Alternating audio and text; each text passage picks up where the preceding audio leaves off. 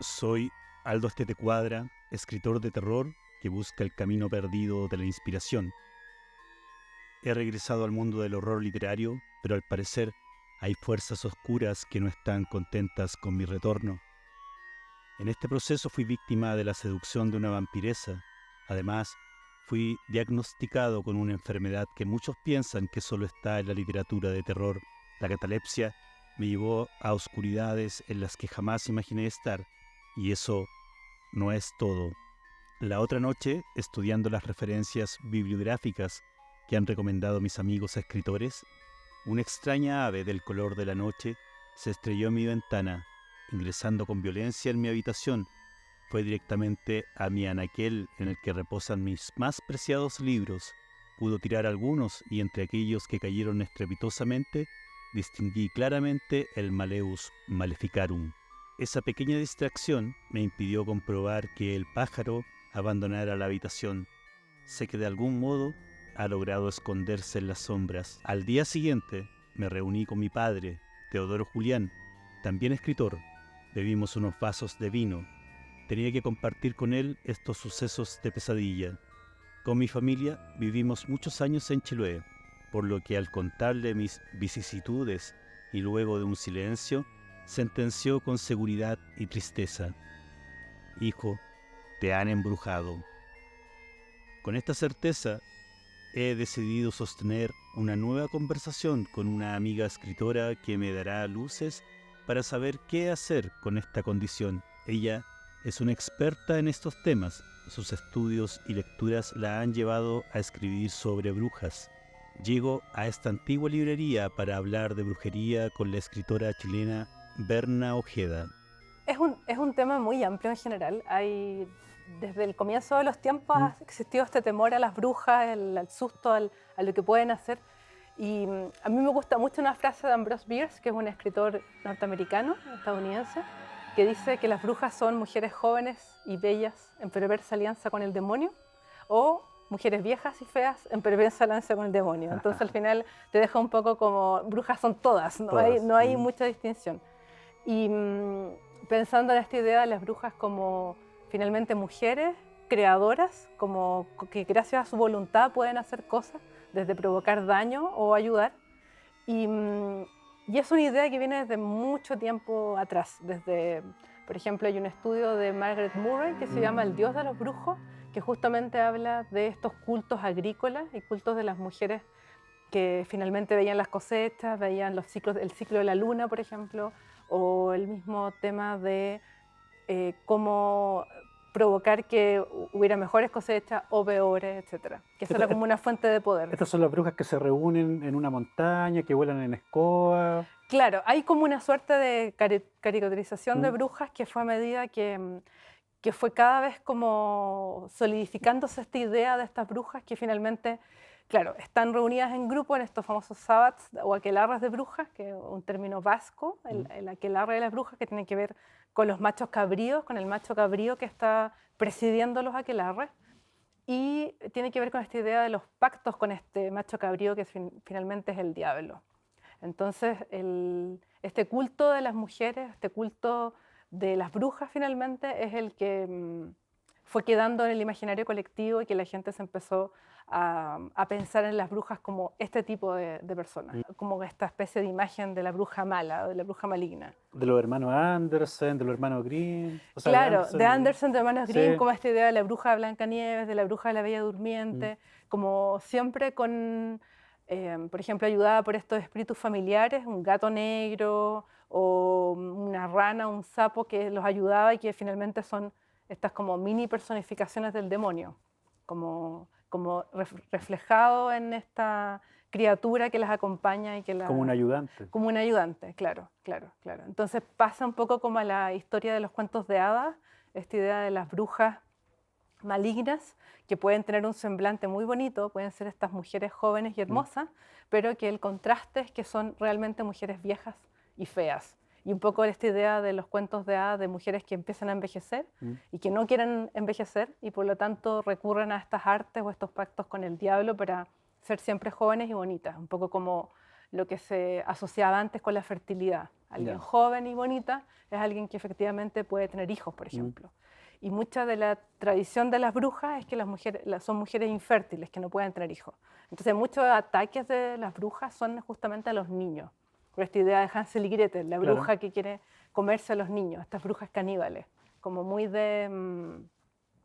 como muy terroríficas también.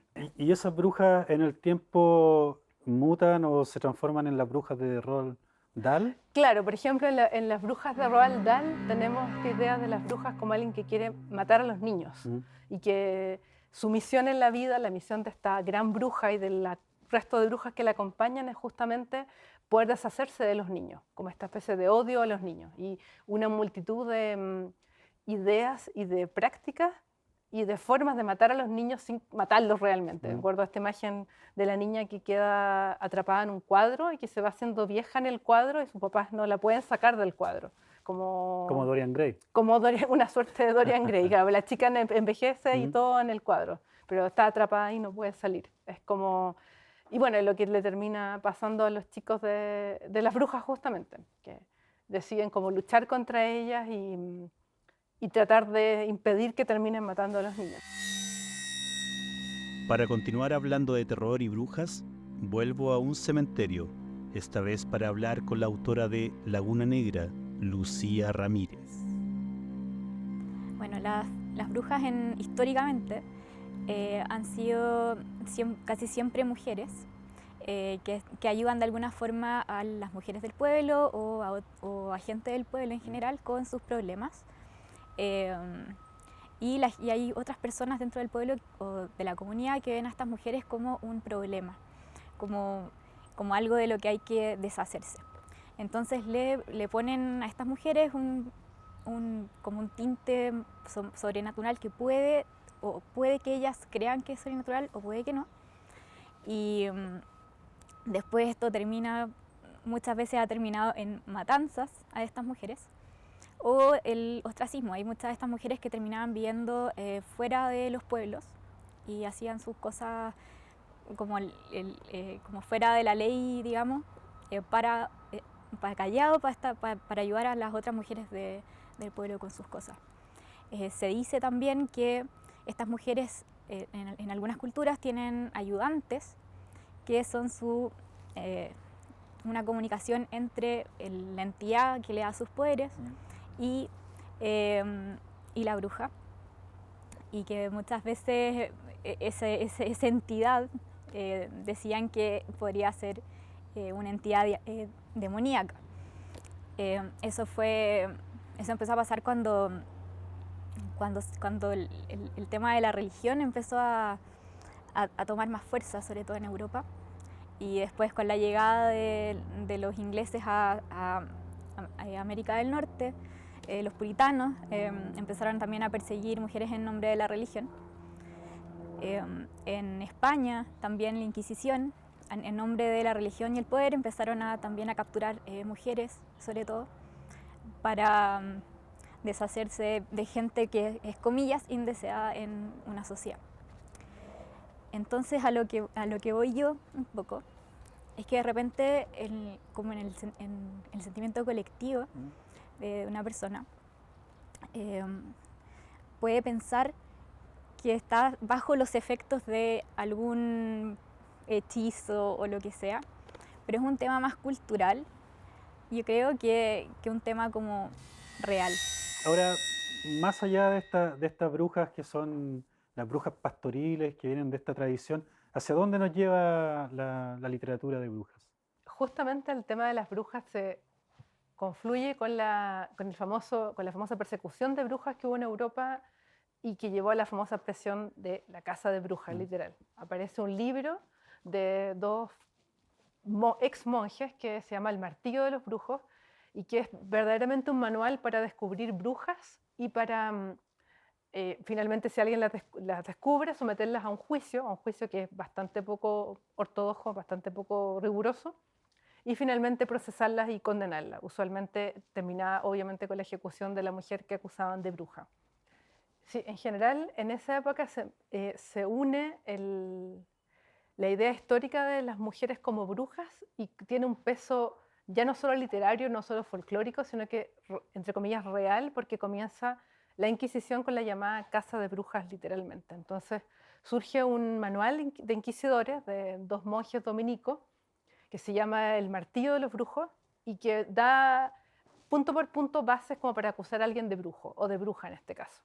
Y eso provoca una especie de histeria colectiva en toda Europa porque resultó ser muy fácil acusar a alguien de brujo porque básicamente tenías que cumplir con requisitos que podía cumplir todo el mundo. Y ¿Cómo podíamos saber si alguien era bruja? había un montón de ideas, por ejemplo, generalmente todas las pruebas incluían tortura, entonces era muy fácil que alguien confesara cualquier cosa estando bajo tortura. Y desde ejemplos como enterrarte una aguja en un lunar y que tú sangraras. Eso es como bruja. Desde alguien, por ejemplo, que sabía leer y escribir, bruja. Alguien que vivía sola del pueblo y podía mantenerse de manera independiente, bruja. Alguien que no tenía hijos, bruja. Alguien que, por ejemplo, se veía muy joven, bruja. Había un montón de situaciones sospechosas que hacían muy difícil que las mujeres, cuando recibías una acusación de brujería, poder defenderte de manera oficial. He quedado intrigado por lo que Berna Ojeda Labrudet ha mencionado en relación al martillo de las brujas. Tal vez el libro más nefasto alguna vez creado. Un libro que llevó a asesinar, de acuerdo a los estudios más conservadores, a 60.000 mujeres y otros estudios mencionan millones de ellas, en menos de 200 años. El Malleus Maleficarum es un manual detallado para identificar, cazar, torturar y ejecutar brujas, usado durante la Inquisición por la Iglesia Católica. Este tratado fue escrito en 1487 a pedido del Papa Inocencio VIII por 2 monjes dominicos, Heinrich Kramer y Jakob Sprenger. Increíblemente, 3 años antes, en 1484, el mismo Papa declara oficialmente la existencia de la brujería, provocando una cacería de brujas indiscriminada e ilegal, respaldada por los conocimientos pseudocientíficos de la época, como la astrología esotérica, la magia talismánica y la alquimia. Recién, en 1657, la Iglesia declara la prohibición de la caza de brujas, aunque las prácticas inquisidoras en contra de las mujeres se mantendrían hasta bien entrado el siglo XVIII. Este libro está infestado de un lenguaje de persecución y odio hacia las mujeres. Vamos a ver algunas evidencias de esta misoginia literaria. Prepárense a escuchar una barbaridad tras otra. Ojo, que muchas veces se cita la propia Biblia para avalar sus conclusiones. Eclesiastes 25 dice: no hay cabeza superior a la de una serpiente y no hay cólera mayor que la de una mujer. Prefiero vivir con un león y un dragón que con una mujer maligna. El capítulo 7 está dedicado a explicar, dando sabrosos ejemplos de cómo las oscuras mujeres dedicadas a la brujería le quitan el pene a pobres hombres embrujados. De hecho, el capítulo se llama como, por así decirlo, privan al hombre de su órgano viril. No es que se los corten. Veamos cómo lo explica el Malleus Maleficarum. Lo primero que no debe creerse es que esos miembros sean verdaderamente seccionados del cuerpo, sino que el demonio los esconde por medio de artes prestidigitatorias para que no se vean ni se sientan. Bueno, y así podríamos seguir leyendo blasfemia tras blasfemia en sus más de 400 páginas de verdadero terror. Terror de ver cómo la oscuridad puede llevar a escribir una obra tan macabra que llevó a asesinar a millones de mujeres inocentes. Lo que sucedió es que mucha gente huyó y llegó desde Inglaterra sobre todo hasta los Estados Unidos, y donde se produce justamente el tema de las brujerías de Salem, del famoso caso también de la brujería en Salem. ¿Ese caso es tan famoso o es más importante para la literatura occidental que la misma Inquisición?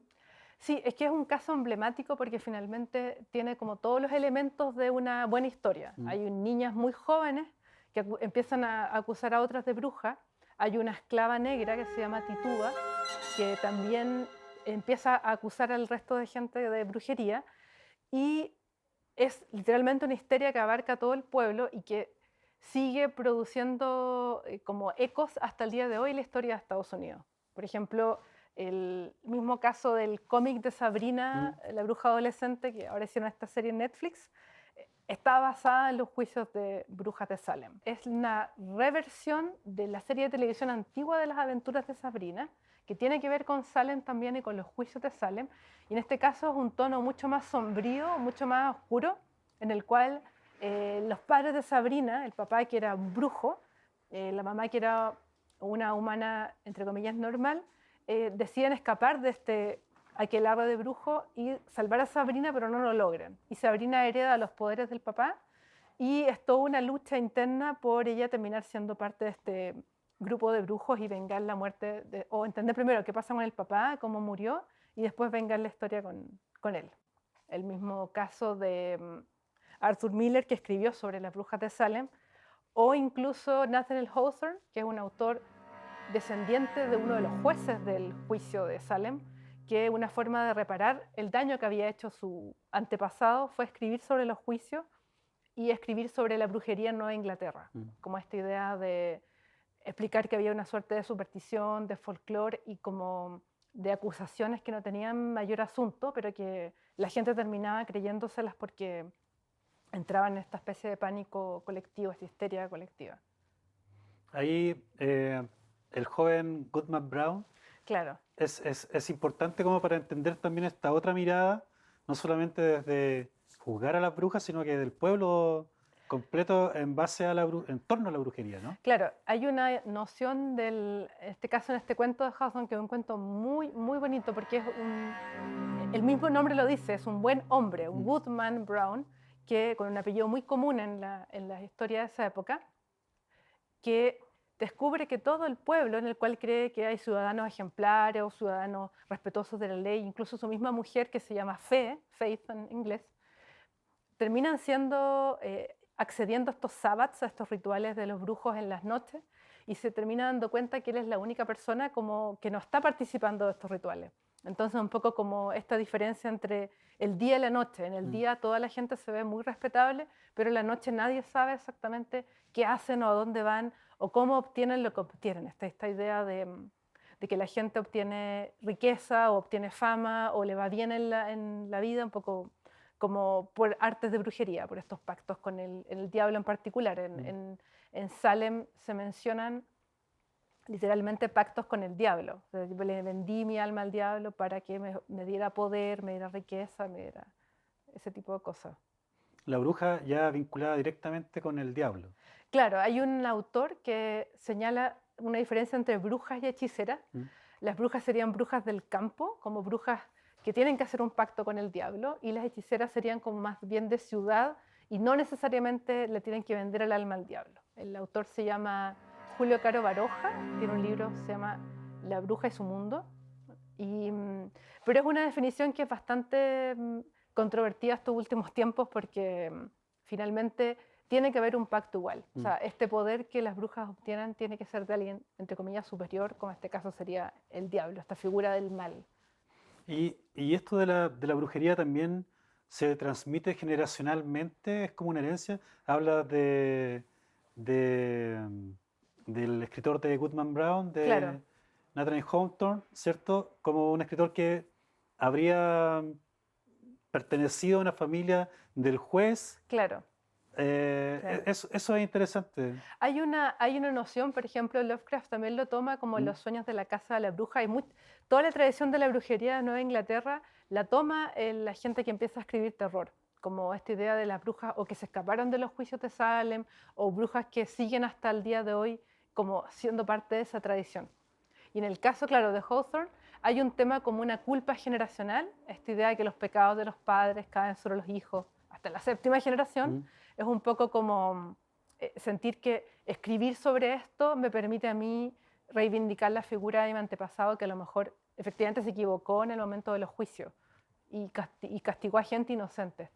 Después viene toda esta vuelta de decir, mucha de esta casa de brujas literalmente fue a gente inocente, porque finalmente yo podía acusar a mi vecina de bruja, una vecina que me caía mal, y la iban a torturar y matar, y yo me podía quedar con su casa, me podía quedar con sus cosas. Entonces se transformó en una especie de casi como prácticas de deshacerse de alguien que no te caía bien, era como la mejor forma de decir a alguien, esta persona es bruja y ya.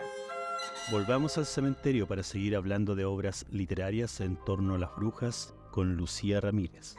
Voy a hablar primero sobre De Bosque y Cenizas, de Camila Valenzuela, que tiene un poco que ver con el tema sobre las brujas que se ven como una influencia negativa en otras personas.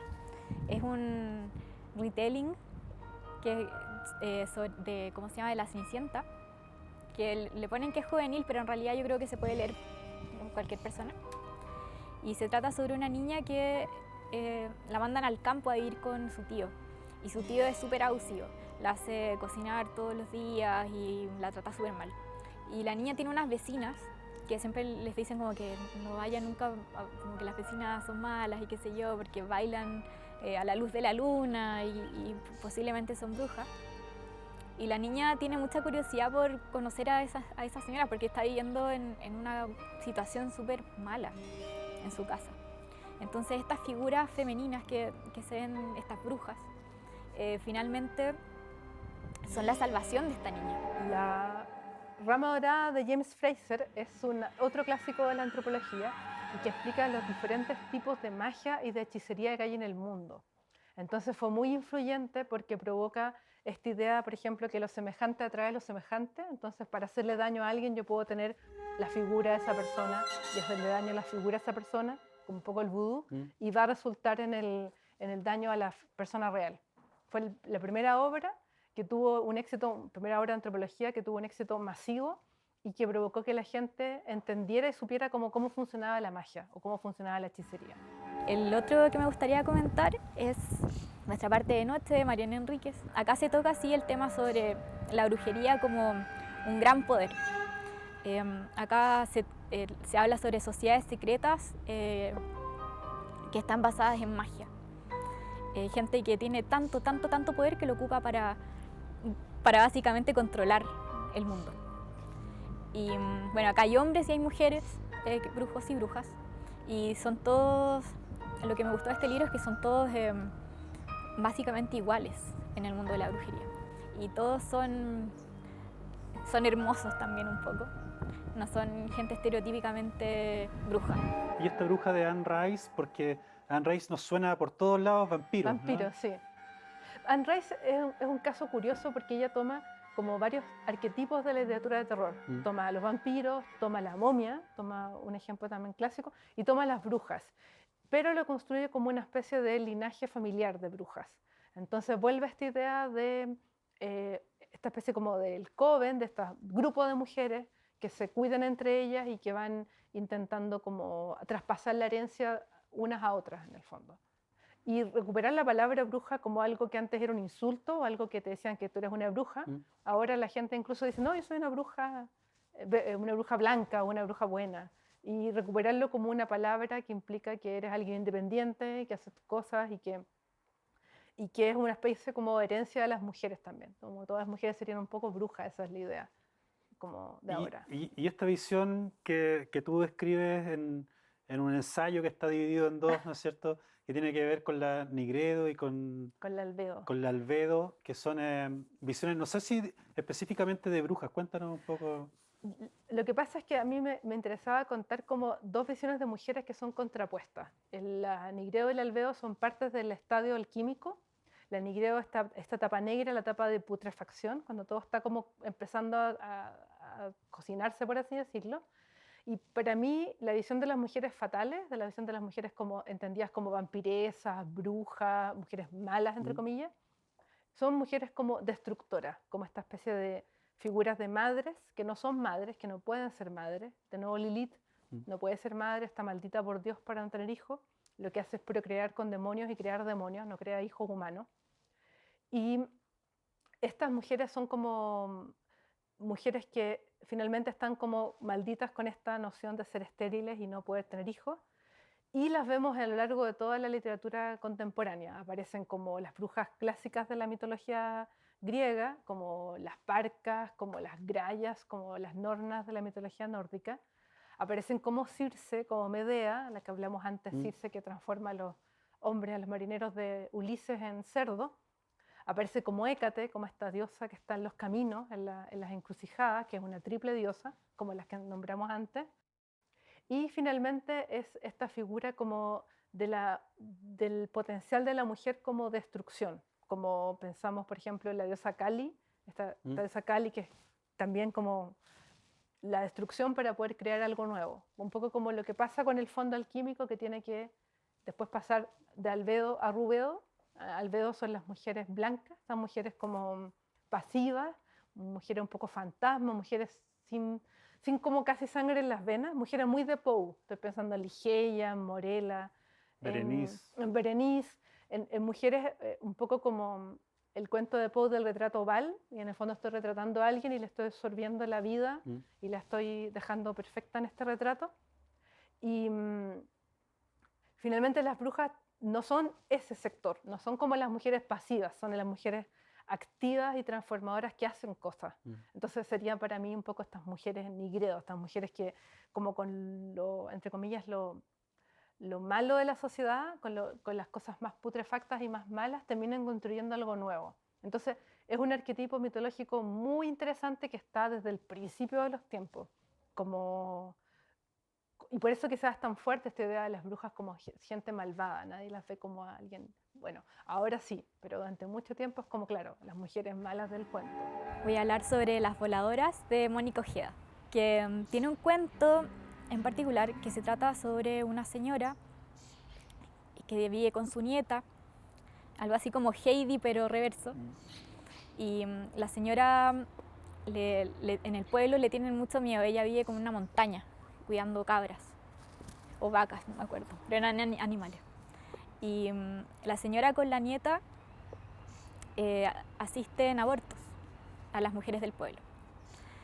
Y toda la gente del pueblo cree que la señora es bruja, porque hace cosas raras y hace cosas oscuras, siempre está cubierta de sangre porque matan los animales y qué sé yo. Y la nieta está aprendiendo también a hacer abortos y también a matar gallinas y qué sé yo, entonces, y vive a pie pelado y camina por la tierra y qué sé yo, y está aprendiendo también a hacer sanaciones con hierbas y todo el tema. Se está preparando para, cuando muera su abuela, ella ser la nueva bruja del pueblo.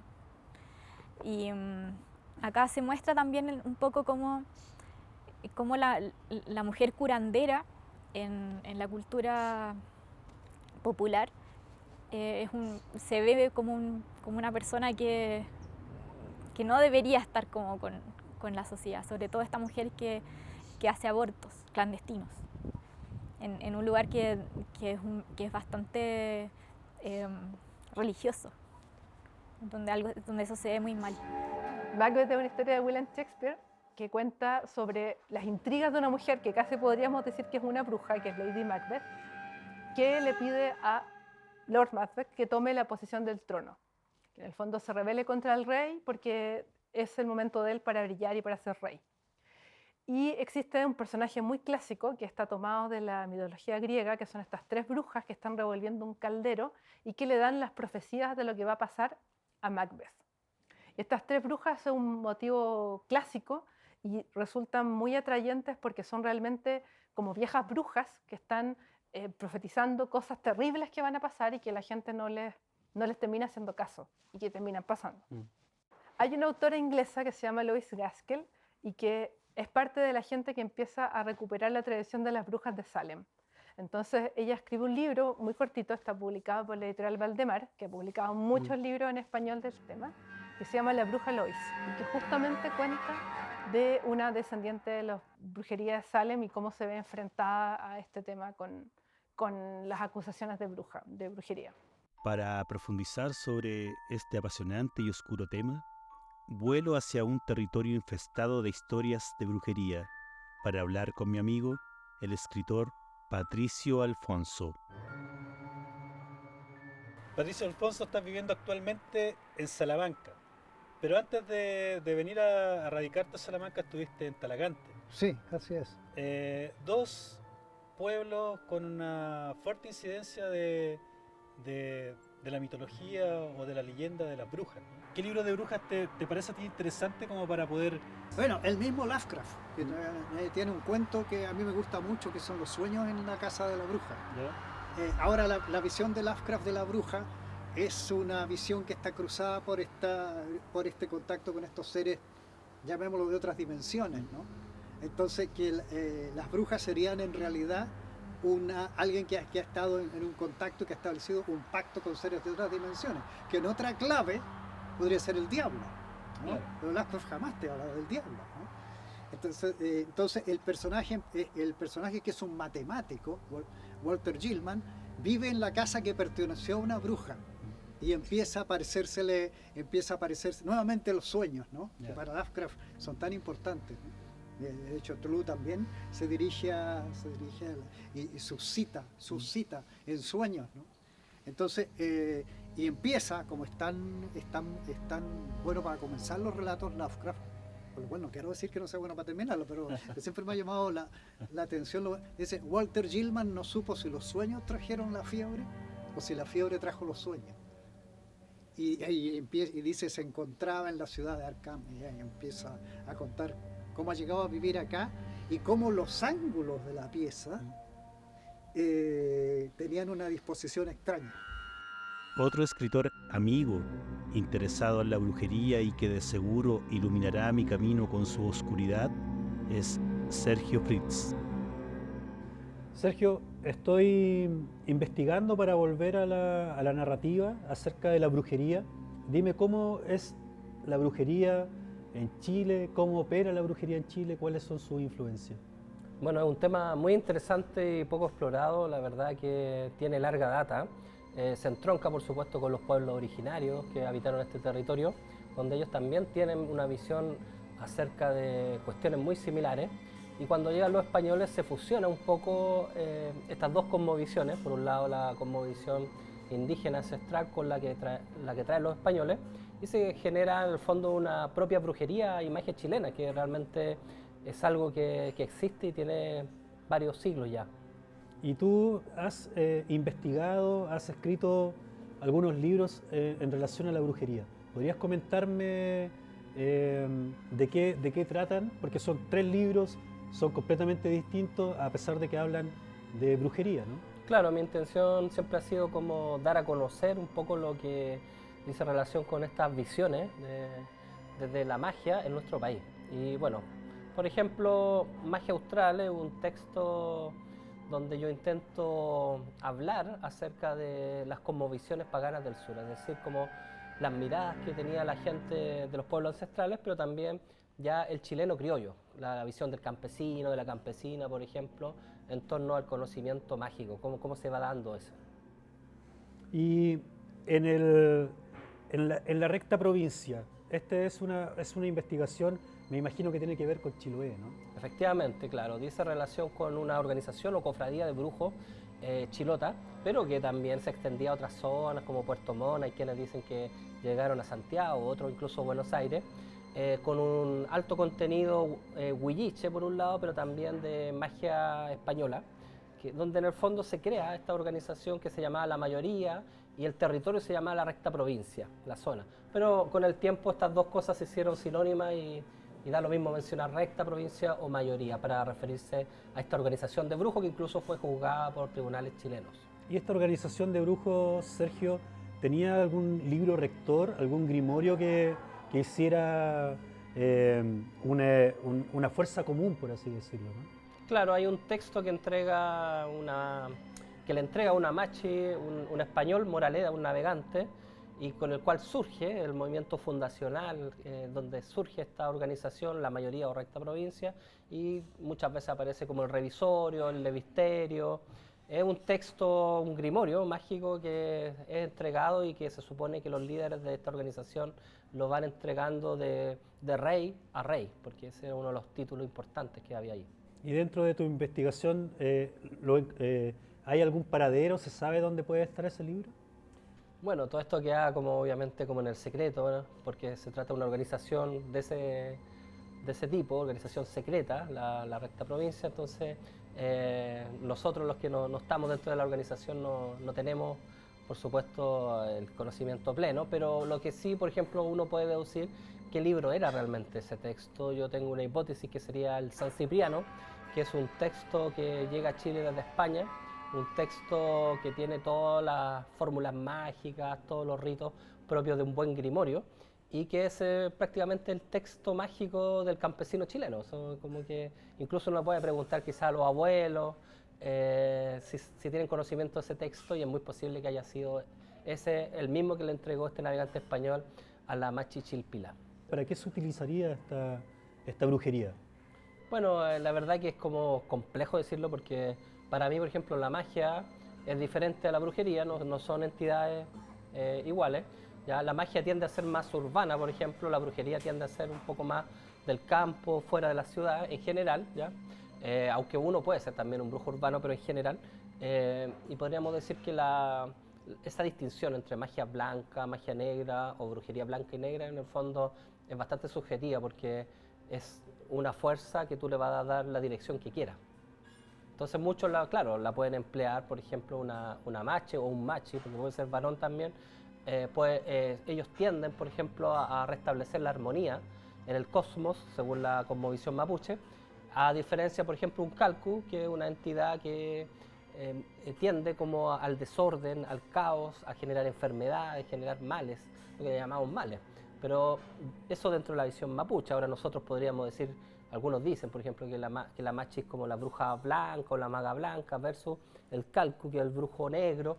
Pero es una visión como occidental moderna. Para ellos no se trata de un tema de bien y mal, sino más que nada de armonía o desarmonía. Vuelvo al castillo, donde hablé de vampiros, para ahora hablar de brujería con el escritor Miguel Ferrada. Tenemos también otro tipo de brujería.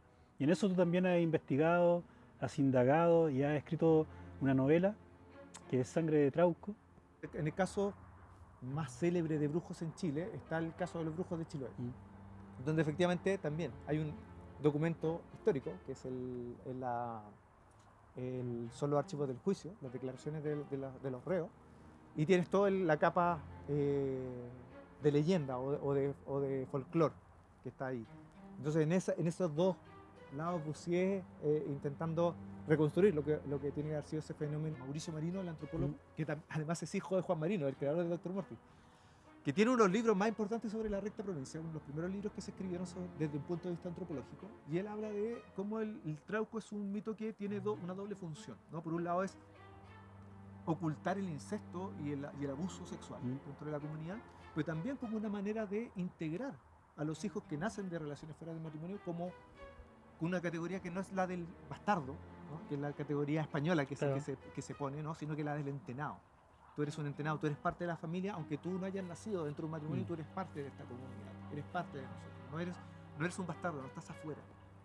Y eso me parece súper potente, ¿no? Como un hijo de Trauco. Y en ese sentido, claro, la idea de Sangre de Trauco es que todos somos un poco eso, ¿no? Todos estamos en esa fisura, en esa zona liminal, ¿no? Como la Quintrala, ¿sí? También, ¿no? Que está entre varios mundos al mismo tiempo. Es a la vez un thriller sobrenatural. Hay una mitad de la novela que está en el presente, hay unos crímenes muy brutales en el sur de Chile y hay una protagonista que se da cuenta que la policía está investigando por un lado que no es, y ella se da cuenta que esto está relacionado con brujos de Chiloé y empieza a investigar por su cuenta. Y paralelo a eso, a través de flashbacks, voy contando en clave novela histórica la historia de la provincia reconstruida a partir de los archivos. O sea, tomé las declaraciones y reconstruí la historia desde 1786, que es la fundación, 1850, que es la muerte de uno de los reyes de la recta provincia a manos de otro, ¿no? Un rey mata al otro, y luego hasta todo lo que ocurre hasta el proceso del juicio de 1880. En clave sobrenatural, o sea, acá los brujos tienen poderes, ¿no? Sí, por supuesto. Sí, no es una novela histórica como se suele entender, ¿no? Claro, porque en el juicio la recta provincia finalmente se les condena por asociación ilícita, ¿no? Sí, esa es la figura. Y no por la brujería misma, o sea, se deja esa clave fantástica fuera. Claro, lo que pasa es que... A pesar de lo que ellos hablaban, ¿no? Sí, eso es grandioso, porque se le hace un juicio, y claro, y el Estado de Chile no puede reconocer la brujería como existente, tampoco puede condenarla porque hay una libertad de culto, no hay una libertad de creencia. Por lo tanto, y estamos hablando del imperio de la razón de finales del siglo XIX, entonces nosotros acá no nos metemos, no es nuestro problema. Pero hay una asociación, pero esta gente tiene mucho poder. Hay crímenes. Además hay toda una estructura de administración de justicia, ¿no? Ellos tienen sus policiales o sus correos que viajan, recorren el archipiélago, donde hay un problema, ellos van y lo resuelven, son una especie de Jedi samurái. Entonces, claro, y ahí el Estado tiene que intervenir. Pero efectivamente toda esa capa sobrenatural la despoja y es solamente asociación ilícita. Tú estás trabajando en un proyecto de desarrollo de una bruja también conocida en Chile, ¿no? Sí, curiosamente. Me contrataron hace unos años la empresa norteamericana que compró los derechos de Pascualina, la agenda Pascualina, y me contrataron para relanzarla. Entonces significaba tomar el personaje, ver qué funciona, qué no, y digamos, ponerlo al día. Lo cual es bien interesante porque yo conocía de Pascualina que era una brujita chica para niños, ¿sí? Porque me contaban a mí que escribo sobre cosas horribles, de monstruos, muerte y asesinato. Y claro, y al leerla me di cuenta que efectivamente se trata de esta niña que vive en un mundo brujo, pero que después, durante su adolescencia, se sale de ese mundo brujo y vive como una adolescente normal en Europa. Y la historia que armamos en conjunto con Fran Solán en su momento y después con otro equipo conformado por Alfredo Rodríguez y Mía Costa,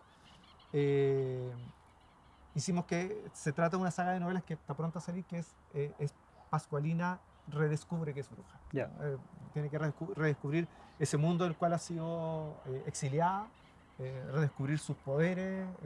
Entonces, de nuevo, estos temas, ¿no? Estos temas de la bruja desplazada, la bruja que no está en el lugar que le corresponde.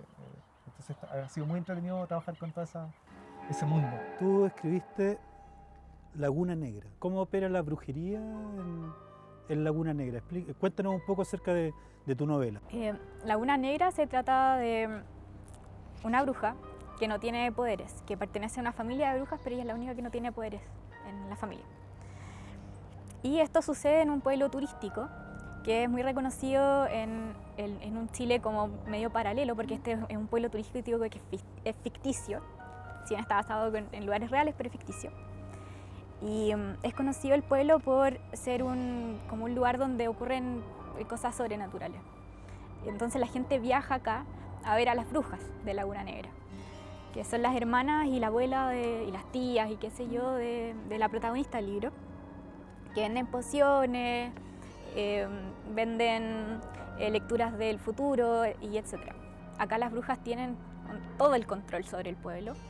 De hecho, se juntan hasta con el alcalde, ellas todo lo ven. Son prácticamente dueñas del pueblo. Y también di un poco vuelta al tema sobre la magia vudú, porque se trata igual el tema acá. Acá generalmente cuando se mete un personaje que practica magia vudú, son las otras personas las que sufren a manos de este personaje. Pero en mi libro es al revés. El personaje sufre a manos de otras personas. Se muestra un poco de su cultura, se muestra un poco lo que hace y cómo se contrapone un poco el tema del vudú con lo que es la magia, comillas, tradicional europea. Y en Chile está el tema de la recta provincia. Yo a propósito me alejé del tema de la recta provincia en el libro, que es un tema que a mucha gente le fascina mucho, que le gusta escribir sobre eso. Y la magia de las brujas de Laguna es una magia que está muy conectada con la naturaleza, pero igual tiene algo de violencia, porque para sacar algo de la tierra tienen que hacer un sacrificio de sangre. Y también están conectadas a la tierra y su magia con un familiar, que no es solo un animal, también eso se explica acá. Investigué mucho sobre otras brujas y todo, y quise armar unas brujas como especiales, como si de verdad hubieran existido, y me armé como un folclore propio. También yo creo que hay un poco de injusticia en el tema de cómo se escriben las brujas quizás en el folclore popular y en la literatura y todo, pero tampoco creo que se debería perder el tema de como que la gente no es 100% mala, 100% buena. En Chile tenemos una tradición brujeril, por así decirlo, en la que hay distintos personajes, ¿no? Unos más conocidos que otros funcionan como una asociación de brujos, pero tenemos una bruja, tenemos una persona del mal, tenemos una vampira. ¿Qué es la Quintrala? ¿Qué viene a ser la Quintrala? Sí. Bueno, la Quintrala es un símbolo. Catalina de los Ríos Lisperger es una persona que existió y la Quintrala es el símbolo. Y ese símbolo es bien curioso porque efectivamente tiene elementos que la emparentan de inmediato con el terror y con lo fantástico, con el terror fantástico. Para empezar, su historia, ¿no? Tenemos la historia de una aristócrata, una mujer de muy buena familia en esos términos, digamos, durante la colonia, de una de las familias más poderosas, con una gran cantidad de poder y riqueza impresionante, a la cual, y es bastante factible, que se le haya levantado una leyenda negra, así como a la condesa Bathory, ¿sí? en su caso. Mujeres con poder. Mujeres con poder a la que la sociedad, como las ve, como son parte de nosotros, pues son enemigos, porque son mujeres, ¿no? Se les inventa una leyenda negra, ¿no? Entonces, en el caso de la Quintrala, sí, seguramente maltrató a esclavos, como todos los señores poderosos de esa época. No hizo nada que no fuese, o sea, de las pruebas que tenemos, no hizo nada que no fuese propio de cualquier hacendado de ese momento, ¿no? La Quintrala era una historia que se contaba en el pueblo como el cuco. Ya. Cuando la gente hablaba de la Quintrala, no hablaba de Catalina de los Ríos. Se contaban historias de la Quintrala, esta mujer mala que tenía esclavos, que vendió su alma al diablo, ¿no? que hacía rituales. Se hablaba de ella. Y es Benjamín Vicuña Maquena el que se da cuenta de que todas estas historias de la Quintrala, esta especie de cuco colonial, estaban relacionadas con Catalina de los Ríos Lisperger, porque encuentra un documento donde a Catalina de los Ríos Lisperger se le denomina Catrala y Quintrala. Claro. ¿No? Se han escrito buenas novelas con ella. La más popular es la Quintrala, de Magdalena Petit, que digamos es la que inspira luego la adaptación con Raquel Argandoña, ¿no? Sí. De la serie de televisión. Está inspirada en la novela de Magdalena Petit. ¿Y esa novela es cercana al terror? La novela de Magdalena Petit es una novela muy de brujas, ¿no? Está la negra Josefa, están los rituales, esta figura cristiana que la Quintrala rechaza, ¿no? Es muy arquetípica en ese sentido y tiene bastantes elementos de terror. Luego hay una novela que en realidad más que novela es un texto, es similar al que hace Alejandra Pizarnik sobre la condesa Bathory, esa mezcla entre ensayo y ficción, que se llama La tragedia sexual de la Quintrala, de Olga Ratia, donde ella reivindica la figura de la Quintrala, ¿no? Donde la ve desde otra óptica, ¿no? Luego que escribí este texto, ¿cierto?, La recta provincia, encontré que había un tema capital, un tema importante, que eran las cuevas de brujos, donde se reunían los brujos. ¿Ya? Porque así no sé, los judíos tienen sus sinagogas, los musulmanes tienen sus mezquitas, los cristianos sus templos. ¿Qué pasaba en el fondo con los brujos? Y acá en Chile, especialmente, en el norte de Argentina y otros lugares, se reunían en cuevas. Y estas cuevas de brujos eran llamadas salamancas. Ahora, ¿por qué eran llamadas salamancas? Esto es bastante interesante porque cuando llegan estos españoles a conquistarnos, en el fondo perciben que los pueblos originarios, por ejemplo, pueblos indígenas, se reunían muchas veces en cuevas a celebrar ciertos ritos, sentían una música, veían unos fuegos, algo ocurría en esas cuevas. Y ellos dijeron, esto nos recuerda a algo, nos recuerda a Salamanca, una ciudad española muy antigua, donde está una de las primeras universidades incluso, y donde había cuevas de brujerías. Entonces cuando llegan a Chile los españoles ven algo semejante, que hacían esta vez en los Renu o Renir, en las cuevas del sur, por ejemplo, los mapuches, por ejemplo. Entonces dicen, es lo mismo que pasa en España. Y de ahí viene el nombre Salamancas para referirse a las cuevas de brujos. Hay muchas cuevas que son los lugares en el fondo donde se reunían estos brujos para hacer el aquelarre o el sabbat en terminología más de brujería occidental. ¿Y estas cuevas le dan algún tipo de renombre a los pueblos que las albergan? Nómbranos un poco algunas cuevas que se encuentren en algún pueblo, ¿no? Como para tener esa referencia geográfica también. Claro, una de las cosas que más me llamó la atención es que hay una cartografía nacional de estos centros donde se reúnen estos brujos, y que también hay relación con la etimología local. Entonces, por ejemplo, bueno, ya vimos Salamanca, ¿cierto?, en la cuarta región, que nos recuerda a la Salamanca española, aunque se menciona muchas veces que tiene un origen por que la fundadora de Salamanca tenía ese apellido, pero la verdad que calza mucho con esta cueva que estaría en la Raja de Maquegua. Bueno, en cuanto a las etimologías locales, la verdad que es un tema sumamente interesante porque le van dando un nombre a ciertas localidades de acuerdo a lo que se sabía respecto de la magia o de la brujería. Por ejemplo, ya vimos el caso de Salamanca, ¿cierto?, en la cuarta región, donde está la cueva en la Raja de Maquegua o Rajadura de Maquegua, que por otro lado también pasa algo muy curioso, porque en el fondo Salamanca también se llamaría Salamanca, no solo por ese lugar, sino porque la fundadora tenía ese apellido, Salamanca. Por otro lado, Talagante, por ejemplo, que es un nombre nortino, que en el fondo significa algo así como el lazo del brujo, el lazo de la bruja. Machalí, ya en la sexta región, cerca de Rancagua, viene el nombre por Machilí, que sería algo así como el peñón de la Machi, que muchas veces es asimilado a bruja, aunque no es exactamente lo mismo, pero van surgiendo nombres así. Melipilla, ¿cierto?, que sería cuatro, Pillán, Meli, cuatro, Pilla, Pillán, ¿cierto? Cuatro pillanes, en el fondo, para muchos los pillanes también eran como diablos. Entonces, hay mucha etimología nacional que tiene que ver con la brujería. Muchas gracias, Sergio, por aclararme esto de la brujería en Chile, de acercarme también a tu investigación y por ahí también acercarme a estos lugares, ¿no?, a su toponimia y también a estos espacios geográficos tan importantes para nuestra cultura y para nuestra literatura.